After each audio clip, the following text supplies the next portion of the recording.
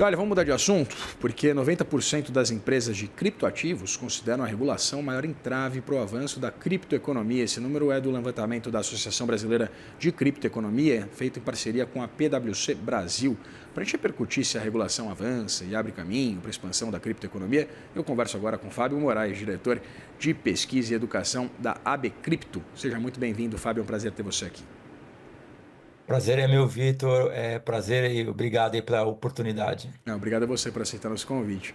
Fábio, eu queria entender, em meio a essa série de mudanças que a gente acompanhou nos últimos meses, discussões, por exemplo, no âmbito do Banco Central, a apresentação de diversas regras para os criptoativos, eu queria entender exatamente quais são os principais entraves hoje, seja para as grandes, para as pequenas empresas que trabalham com o mercado de criptoativos e, evidentemente, queria entender exatamente esse nível de restrição do ponto de vista regulatório aqui no Brasil ainda. Bom, o mercado cripto esperava com muita ansiedade, Vitor, a nova regulação. Ela veio finalmente agora no começo de novembro. Foram algumas resoluções que o Banco Central publicou e o mercado enxerga com bons olhos a regulação, sem dúvida alguma. Era necessário, senão o mercado não cresceria. Senão o mercado não iria expandir. Esse mercado tem muito para crescer. Ele ainda podemos considerar um mercado embrionário. O único risco é que o mercado ele não concentre, né, a atuação em poucas empresas. Porque o mercado cripto é um mercado que surgiu numa época de crise financeira mundial. As startups tomaram conta dele, de uma maneira flexível, de uma maneira dinâmica. E agora, com a regulação, é fundamental que sim, a gente evolua, mas que não concentremos o mercado na mão de poucas empresas.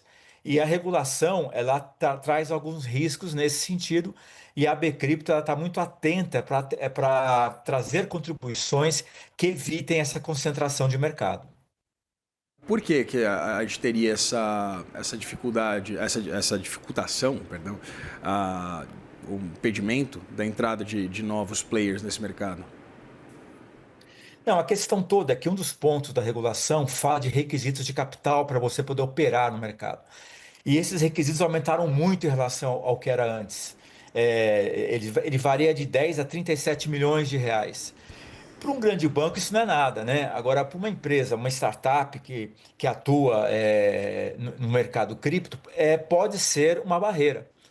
Então, a gente tem conversado muito com o regulador para verificar possibilidades de flexibilização ou controles que evitem que esses valores de capital possam ser uma barreira e possam concentrar o mercado. Porque tudo que a gente não quer, Vitor, é que o mercado cripto se concentre. Porque ele nasceu justamente para ser uma alternativa ao grande sistema financeiro, que já é concentrado historicamente. Então, esse ponto, por exemplo, é um ponto que a gente tem discutido bastante. Que a gente possa monitorar o mercado para que a gente possa verificar se esses requisitos de capital possam ou não ser uma barreira e possam eliminar concorrentes. A gente está muito atento aqui que o mercado cripto continue sempre com o mercado inclusivo e principalmente que traga produtos que incluam o consumidor também, que diversifiquem os produtos, os serviços financeiros e possa tornar o mercado financeiro cada vez mais dinâmico e atento às necessidades do consumidor de forma geral. Acho que o mercado cripto, o grande benefício dele, desde que ele foi criado, né, com o advento do Bitcoin, é que ele se transformou em um mercado ágil, inclusivo e possibilitou que muitas pessoas pudessem ingressar nele, tanto empresas oferecendo serviços como consumidores. Não sei se você sabe, mas existem mais investidores cripto no Brasil hoje do que investidores no mercado de capitais, o que mostra o potencial desse mercado, né? Sem dúvida, Fábio. Eu queria entender exatamente, em meio a esse potencial de crescimento, como é que essas discussões, a apresentação, por exemplo, daquela medida provisória que levava a taxação, a mordida sobre criptoativos, né, do ponto de vista de impostos, queria entender aquele fim da isenção de aporte de até R$ 35 mil em criptoativos, como é que primeiro, essa incerteza, esse nível de incerteza, e evidentemente também essa perspectiva de um incremento do nível de alíquota para esse tipo de ativo impacta também o mercado? Esse é um ponto importante também, Vitor. A gente está muito atento em relação às questões tributárias. A gente entende perfeitamente as necessidades de receita do governo, mas o mercado cripto é um mercado novo, é um mercado que nasceu respondendo a uma crise do setor financeiro mundial. Então, qualquer medida que envolva tributação, por exemplo, tem que se tomar muito cuidado quando essa medida atinge o mercado cripto, porque a gente não pode sufocar um mercado que veio para trazer oxigênio para o setor financeiro. Então, sim, a gente discutiu bastante mudar a alíquota naquela época para aumentando, taxando, inclusive investimentos de valores menores a R$ 35.000. A gente sempre bateu muito forte que isso não era adequado, porque a gente tem que incentivar um mercado que está crescendo, é um mercado nascente ainda, embrionário, um mercado novo. Então a gente discutiu muito e tentando evitar, né, que essas alíquotas pudessem atingir esse pequeno investidor, porque o mercado cripto é um mercado de pequenos investidores ainda, investidores muitas vezes jovens, que vêm aí querendo entender como é que se investe e principalmente, né, querendo gerar poupança, gerar reservas pensando no futuro. O Brasil passa por um momento onde educação financeira é um assunto que não é de hoje, há muito tempo ele é importante.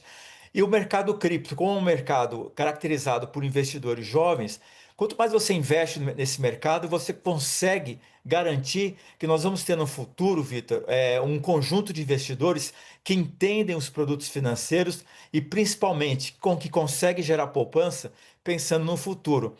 Uma das grandes preocupações nossas é que o setor financeiro consiga criar um conjunto de investidores que tenham um olhar para o futuro. E quanto mais poupança a gente gera, a gente garante a vida desse consumidor e excedentes para investimentos produtivos. Então, o mercado cripto, eu acho que ele tem um papel fundamental nesse sentido. Inclusive porque os seus produtos eles são diversificados e são inovadores.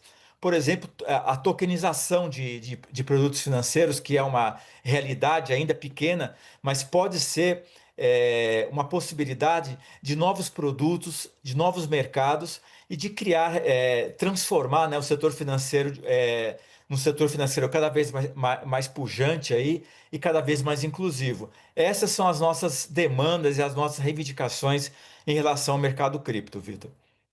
Entender se há algum tipo de risco ou pelo menos perspectiva desses players menores serem absorvidos exatamente por essas maiores empresas que já têm uma certa presença consolidada no mercado? Olha, o risco existe. Toda vez que você faz um processo de regulação, você acaba selecionando os players. A nossa grande reivindicação é que isso não crie um mercado concentrado e principalmente que você abra oportunidades para outros players entrar. As startups que são a cara do mercado cripto, né, aquelas empresas jovens, dinâmicas, inovadoras, de forma alguma essa cara pode mudar. Nós não queremos de forma alguma que o mercado cripto se transforme no mercado tradicional, porque ele foi criado justamente como uma resposta aos problemas e aos estrangulamentos do mercado tradicional.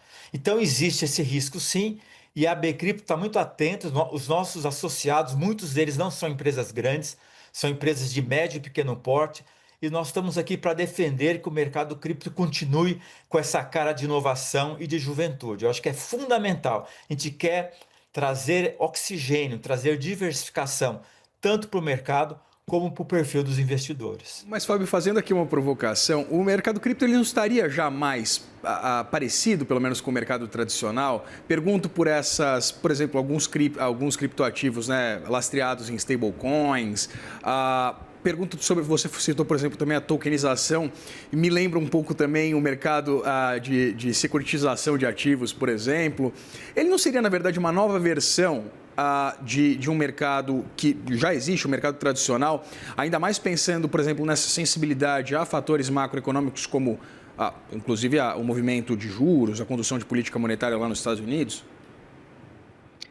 Olha, o mercado tradicional, os grandes bancos, Vitor, eles estão entrando no mercado cripto, mas ainda é um movimento relativamente pequeno, né? O mercado cripto, as empresas que operam, né, as exchanges principalmente, são empresas jovens que são ainda tem cara de startup, o que eu acho muito legal, porque isso significa renovação, inovação. Então eu acho que não, eu não entendo o mercado cripto como uma evolução no mercado tradicional. Eu acho que ele é uma disrupção. Se você pegar os produtos tokenizados, ainda são produtos inovadores e que o mercado tradicional ainda não está ofertando na mesma escala que ele oferta os tradicionais produtos que existem hoje, como CDBs, os fundos e assim por diante. Ainda são produtos novos. Poucas empresas hoje oferecem os tokens de precatórios, diversos tokens. Token, por exemplo, de time de futebol. Você pode comprar um token e ajudar o seu time de futebol a conseguir recursos, e quando ele vende o jogador, você recebe um valor. Isso é inovação, né? As finanças descentralizadas, que são outros produtos chamados DeFi, que surgiram no mercado cripto, também são inovação. Eu não creio que são produtos aqui que estão sendo absorvidos pelo mercado tradicional. Eu acho que pode acontecer no futuro, mas o mais importante é que o mercado cripto não perca, né, essa grande bandeira que ele trouxe para o mercado, essa provocação, vamos colocar assim, que é inovar e incluir pessoas, investidores no mercado. A gente tem que sempre combater, né, uma concentração excessiva e uma burocratização. Eu acho que o mercado cripto ele não vai perder essa cara de inovação, de disrupção e de provocador, né, vamos colocar dessa forma, ao mercado tradicional. É muito importante, né, essas ondas de inovação, elas vêm justamente para garantir que as coisas evoluam e cada vez mais você traga bem-estar e inclusão. Acho que é um pouco essa a cara do mercado cripto. Eu sou muito otimista e a Bcrypto também. Está precisando realmente de encontrar alguma outra fonte de receita ali, que a situação está complicada. Eu, infelizmente, sou cientista. Conversei aqui com o Fábio Moraes, diretor de pesquisa e educação da Bcrypto. Fábio, muito obrigado pela disponibilidade de conversar com a gente aqui no Money. Eu que agradeço e continuo à disposição. Mas também, abração.